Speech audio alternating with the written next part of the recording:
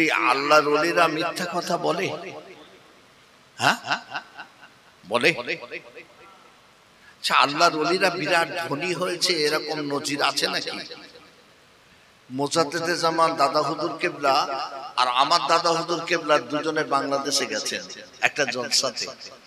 এখন খেতে বসেছেন, সঙ্গে আপনারা নাম জানেন না হয়তো, হাজী মোমেন আলী বলে একজন মানুষ ছিলেন, হাজী খয়রুল্লাহ সাহেব বলে একজন মানুষ ছিলেন, হাজী মোমেন আলী সাহেব হুজুর ছিলেন, এরকম সব খালিফারা বসে আছেন।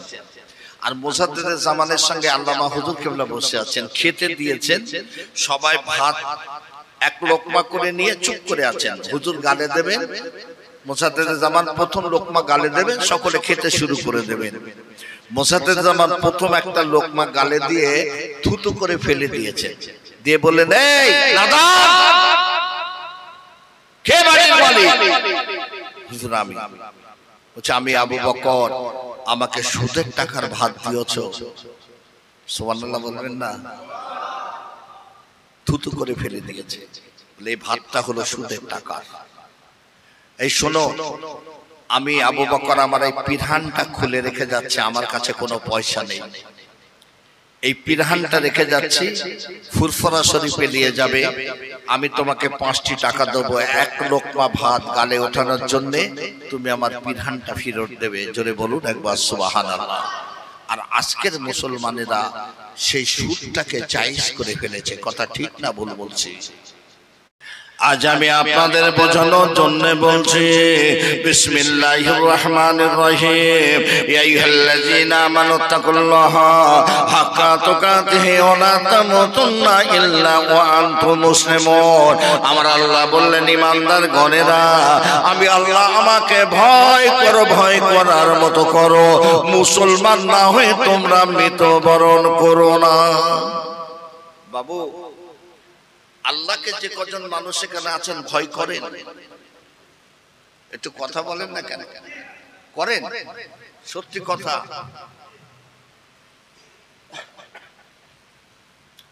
মুসা নবী বললেন, আল্লাহ তুমি ঘুমাও না? আল্লাহ তুমি ঘুমাও না?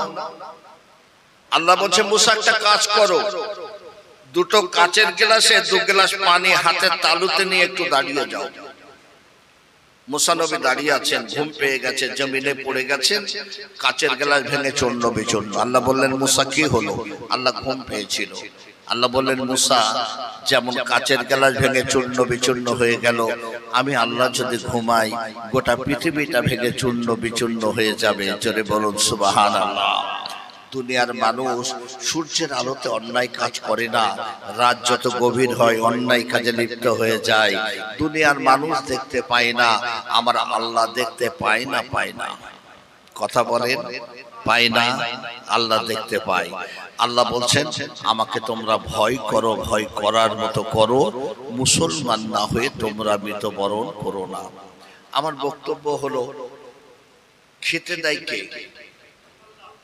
এটা আপনারা বিশ্বাস করেন? কথা বলেন না কেন? খেতে কে দেয়? বিশ্বাস করেন? আখিরি জামানায় এসেছে না আসেনি? হ্যাঁ, আখিরি জামানাতে 73টা দল হবে। এই 73টা দলের মধ্যে 72টা দল জাহান্নামী হবে, একটা দল জান্নাতি হবে। ওই দলটা হলো আহলে সুন্নাত ওয়াল জামায়াত, যে দলটা হলো মুজাদ্দেদে জামান দাদা হুজুর কেবলার দল। একবার জোরে বলবেন, আরো জোরে হবে না? 1000 মানুষের মধ্যে 999 জন করে মানুষ জাহান্নামী হবে, 1 জন করে মানুষ জান্নাতি হবে। আখিরি জামানাতে মুসলমানরা ধনী হতে চাইবে। আখিরি জামানাতে মুসলমানরা ধনী হতে চাইবে।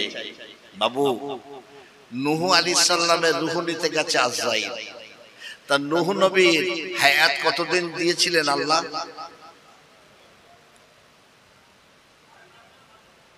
950 বছর।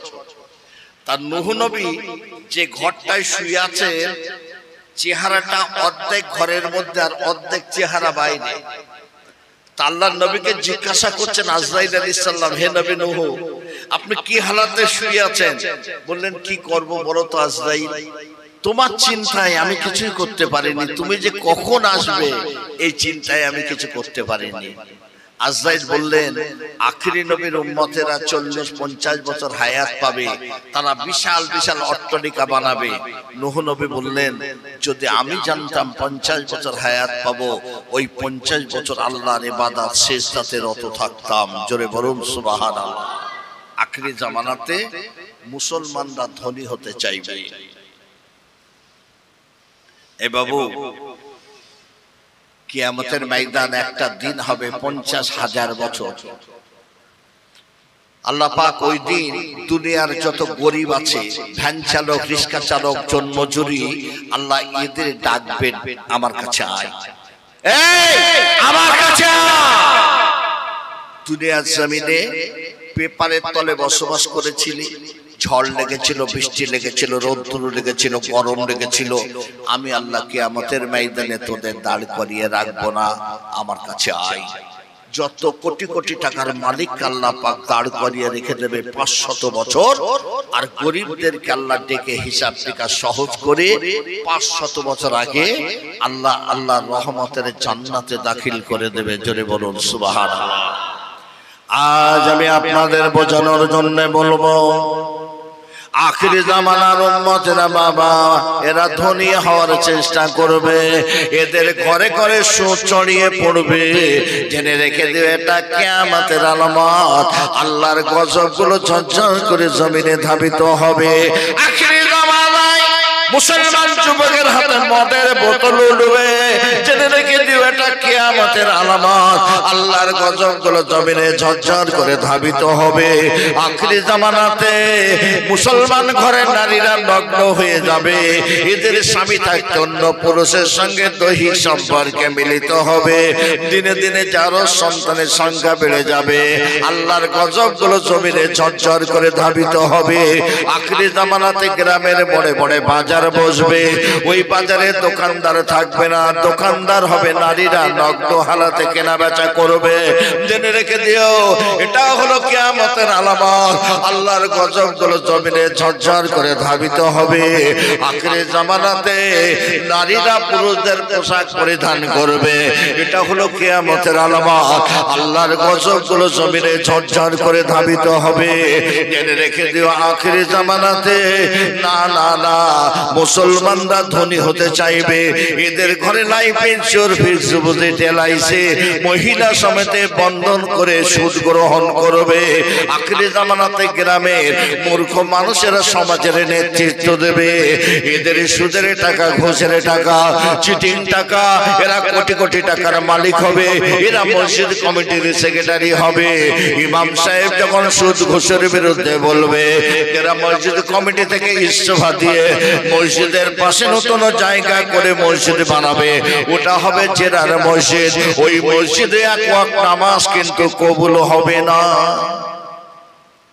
সেই দিন আসতে কি বাকি আছে না কি গো বাবু? একটু কথা বলো না কেন? হ্যাঁ, আগের দিনে আপনাদের অসুবিধা হচ্ছে? অসুবিধা হচ্ছে না তো? এমন একটা দিন ছিল, ছেলের জন্য মেয়ে দেখতে গেলে বলা হতো, খোকা যাচ্ছে যা, ওই মেয়েটার বংশ দেখিস, রক্ত দেখিস, ভালো বংশের প্রয়োজন। কথা বলতেন না? বলতেন না? আর এখন বলা হচ্ছে মেয়ের বাপের টাকা আছে কিনা দেখবি। কথা ঠিক না ভুল বললাম? জি। জেনে রেখে দিও, কিয়ামতের আলামত, আল্লাহর গজব আসবে। ওই ঘরে সন্তান হবে পৃথিবীর নিকৃষ্টতম মানুষ, তারা হবে। জেনে রেখে দিও। আজ আমি আপনাদের বোঝানোর জন্য বলবো,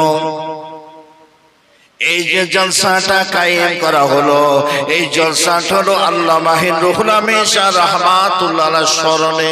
ঠিক তো নাকি গো? হ্যাঁ, এই আল্লাহর ওলিরা মিথ্যা কথা বলে? হ্যাঁ বলে? আচ্ছা, আল্লাহর ওলিরা বিরাট ধনী হয়েছে, এরকম নজির আছে নাকি? মোজাদ্দেদে জামান দাদা হুজুর কেবলা আর আমার দাদা হুজুর কেবলা দুজনে বাংলাদেশে গেছেন একটা জলসাতে। এখন খেতে বসেছেন, সঙ্গে আপনারা নাম জানেন না হয়তো, হাজী মোমেন আলী বলে একজন মানুষ ছিলেন, হাজী খয়রুল্লাহ সাহেব বলে একজন মানুষ ছিলেন, হাজী মোমেন আলী সাহেব হুজুর ছিলেন, এরকম সব খলিফারা বসে আছেন। আর মুজাদ্দিদে জামানের সঙ্গে আল্লামা হুজুর কেবলা বসে আছেন, খেতে দিয়েছেন। সবাই ভাত এক লোকমা করে নিয়ে চুপ করে আছেন। হুজুর গালে দেবেন, মুজাদ্দিদে জামান প্রথম লোকমা গালে দেবেন, সকলে খেতে শুরু করে দেবেন। মুজাদ্দিদে জামান প্রথম একটা লোকমা গালে দিয়ে থুতু করে ফেলে দিয়েছেন, দিয়ে বললেন, এই লাদান, কে বাড়ির মালিক? হুজুর আমি। বলছে, আমি আবু বকর, আমাকে সুদের টাকার ভাত দিয়েছো। সুবহানাল্লাহ বলবেন না? থুতু করে ফেলে দিয়েছে, বলে এই ভাতটা হলো সুদের টাকার। এই শোনো, আমি আবু বকর আমার এই পিরহানটা খুলে রেখে যাচ্ছে, আমার কাছে কোনো পয়সা নেই। এই পিরহানটা রেখে যাচ্ছি, ফুরফুরা শরীফে নিয়ে যাবে। আমি তোমাকে 5টি টাকা দেবো এক লোকমা ভাত গালে ওঠানোর জন্য, তুমি আমার পিরহানটা ফেরত দেবে। জোরে বলুন একবার সুবহানাল্লাহ। আর আজকের মুসলমানেরা সেই সুদটাকে জায়েজ করে ফেলেছে। কথা ঠিক না ভুল বলছি?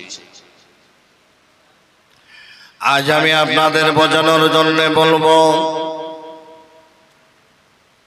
আল্লাহকে ভয় করুন, আল্লাহকে ভয় করুন। খেতে দেওয়ার মালিক হলো আমার আল্লাহ। আমার আল্লাহ বললেন, বিসমিল্লাহির রহমানির রহিম, ওয়া মিন দাব্বাতিন ফিল আরদি ইল্লা আল্লাহি রিজকুহা। আমি আল্লাহ তামাম জীবের রিজিক দেই। জোরে বলুন সুবহানাল্লাহ। খেতে কে দেয় তাহলে? আল্লাহ। আবু সালেহ মুসা জঙ্গি নাম শুনেছেন আপনারা? শুনেছেন? আবু সালেহ মুসা জঙ্গি আল্লাহর ওলি ছিলেন। তিনি নদীর ধারে দাঁড়িয়ে আল্লাহর ইবাদত করছেন, অথচ 3 দিন আল্লাহ খেতে দেয়নি, 3 দিন অনাহারে। আবু সালেহ মুসা হুজুর মনে মনে চিন্তা করছেন, আল্লাহ তুমি খেতে দেবে না, আর তো ক্ষুধার জ্বালা সইতে পারি না। হঠাৎ করে দেখছে উত্তাল নদীর পানির উপর দিয়ে একটা আনার ফল ভেসে আসছে, আর আবু সালেহ মুসা জঙ্গি হুজুরের সামনে এসে দাঁড়িয়ে গেছে। হুজুর বড় ক্ষুধার্ত ছিলেন, ফলটা উঠিয়ে নিয়ে তিনি খেতে শুরু করে দিয়েছেন। ফলটা খাওয়া হয়ে গেছে, আবু সালেহ মুসা জঙ্গি হুজুরের অন্তরে আল্লাহর ভয় এসে গেছে। জোরে বলুন সুবহানাল্লাহ। চিন্তা করছেন, এ কার গাছের ফল খেলাম?